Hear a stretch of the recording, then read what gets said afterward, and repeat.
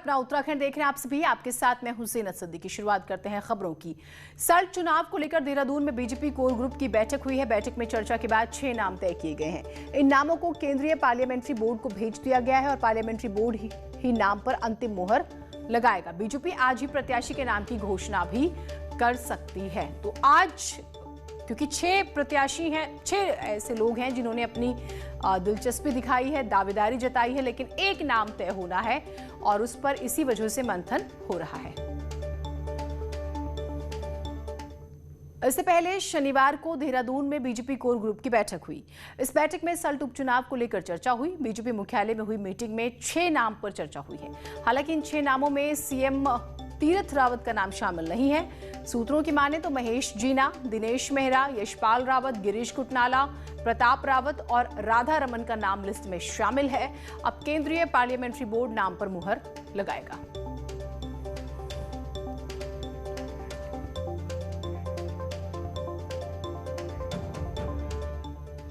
उधर सीएम तीरथ रावत ने जहां त्रिवेंद्र सरकार के कई फैसले पलटे और अफसर सलाहकार हटा दिए। मुख्यमंत्री का कहना है कि उन्होंने जो भी बदलाव को लेकर फैसले लिए हैं वो प्रदेश के हिसाब से हैं और विकास को देखते हुए लिए गए हैं। तीरथ रावत ने बताया है कि जो जनता चाहती थी वही फैसले लिए गए हैं। सरकार ने कुंभ विकास प्राधिकरण को लेकर फैसले बदले हैं। साथ ही 4 अफसर और 5 सलाहकारों को भी विदा किया है। समय के हिसाब से और प्रदेश के उसको देखते हुए कि जल्दी से विकास कार्य आगे बढ़े और उसी दृष्टि से जो जनता चाहती थी वो निर्णय मैंने लिए हैं। उधर सीएम के जींस वाले बयान पर काफी विवाद हो रहा है। मुख्यमंत्री ने पूरे मामले पर चुप्पी साध ली। न्यूज़ 18 ने उनसे इस पर सवाल किया, लेकिन उन्होंने कुछ भी नहीं कहा।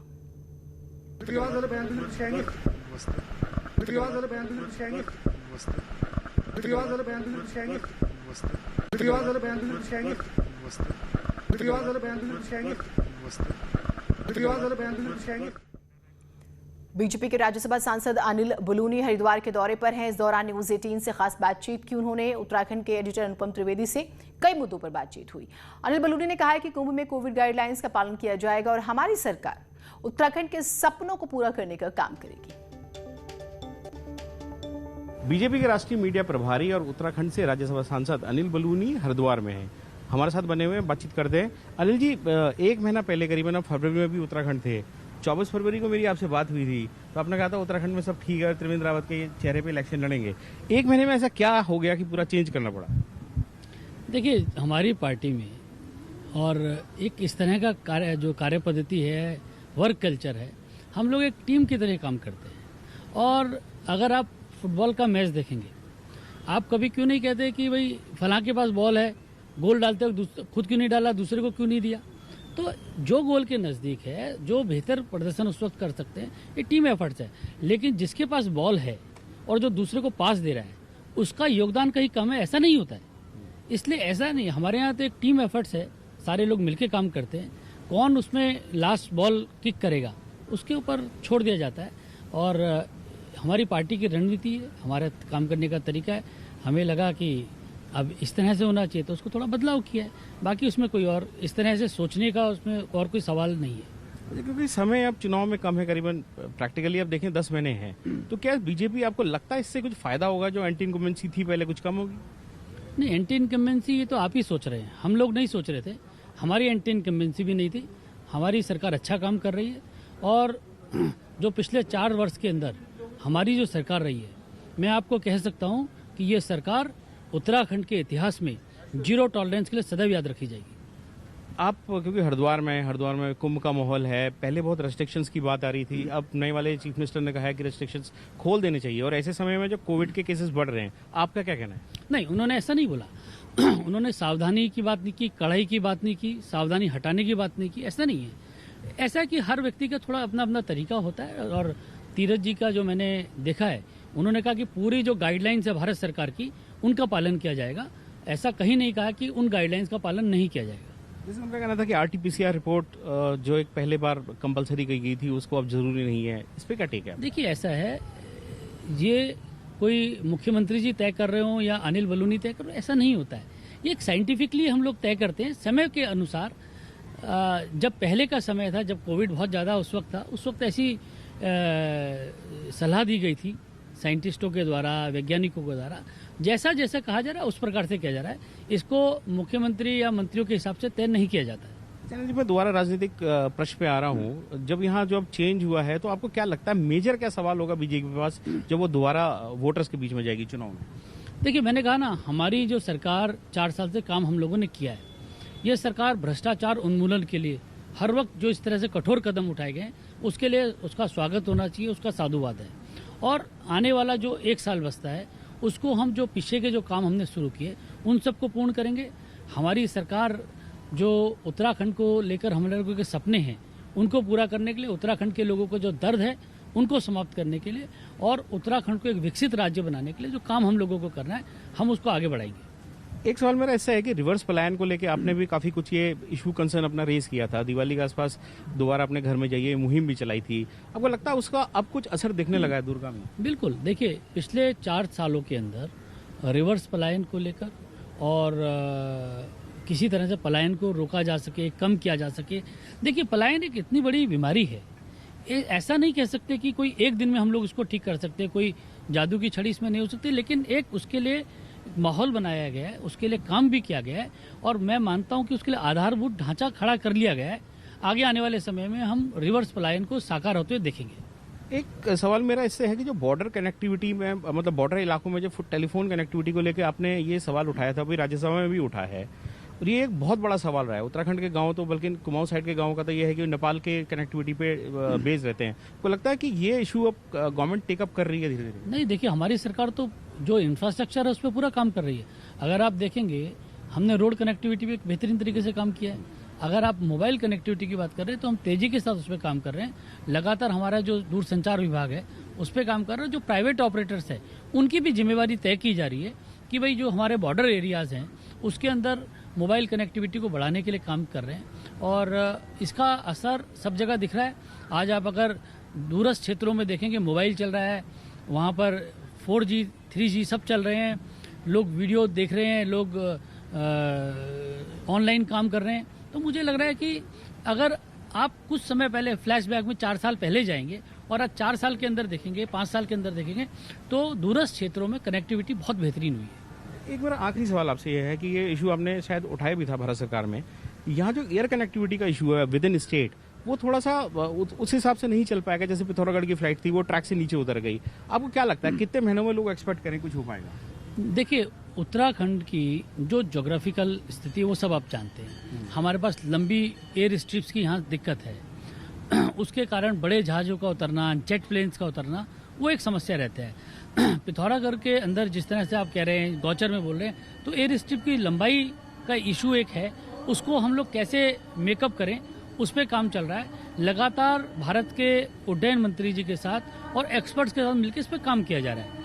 मुझे लगता है कि आने वाले समय में हम जल्दी ही एयर कनेक्टिविटी पे कुछ ही महीनों के अंदर आपको बदलाव लगेगा और आपको लगेगा कि एयर कनेक्टिविटी पे हमने बेहतरीन तरीके से काम किया। जी, न्यूज़ 18 से बात करने के लिए बहुत बहुत धन्यवाद। तो ये थे बीजेपी का वरिष्ठ नेता अनिल बलूनी, जिनका कहना है कि उत्तराखंड में मोबाइल कनेक्टिविटी और एयर कनेक्टिविटी के क्षेत्र में आने वाले दिनों में कुछ बदलाव देखने को मिलेगा। कैमरामैन दीपक उपाध्याय के साथ अनुपम त्रिवेदी, न्यूज़ 18 हरिद्वार।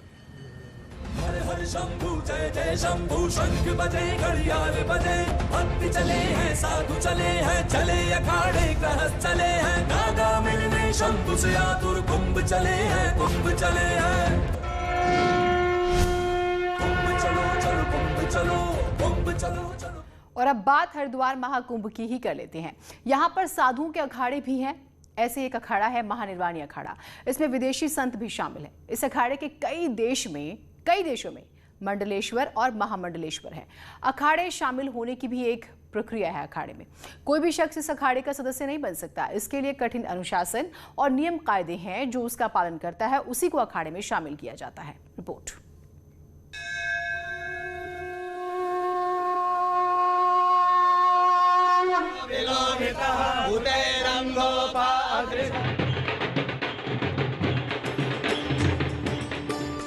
कुंभ में जो भी साधु सन्यासी दिखते हैं ये कोई आम नागरिक नहीं होते। इनके जैसा बनने के लिए कठिन तप, संन्यास और बैराग की जरूरत पड़ती है। कोई बिरला ही होगा जो इनके जैसा बन पाएगा। अखाड़ों में शामिल होने के लिए कुछ नियम और कायदे हैं। जो शख्स उन नियमों का पालन करता है उसे ही अखाड़े में एंट्री मिलती है।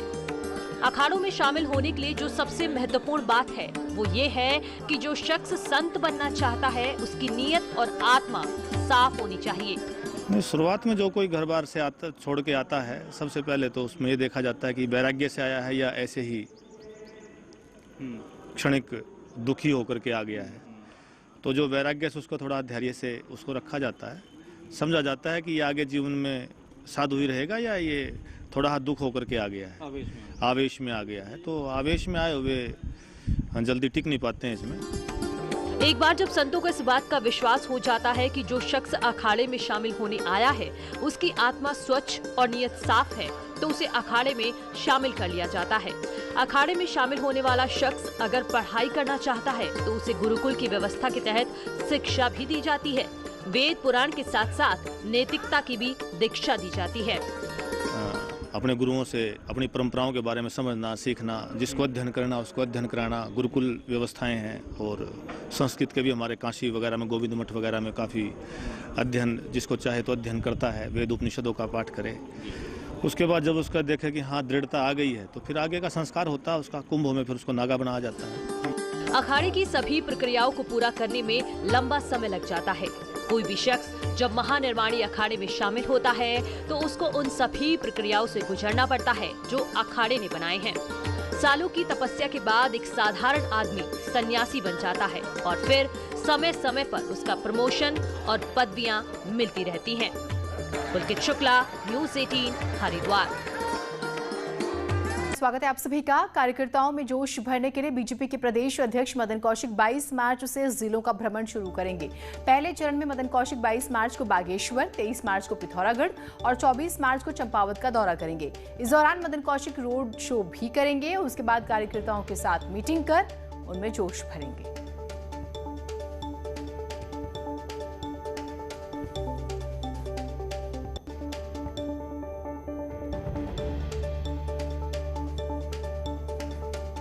माननीय प्रदेश अध्यक्ष जी कल 22 तारीख से 3 जिलों के भ्रमण पर हैं।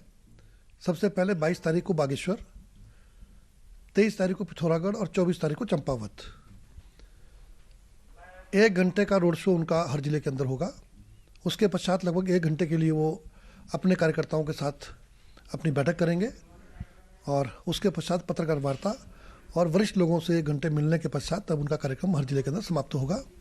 सभी कार्यकर्ताओं में नया जोश आए और हमारा कार्यकर्ता 2022 को लक्ष्य मानते हुए नई स्फूर्ति के साथ काम करें, ये उद्देश्य।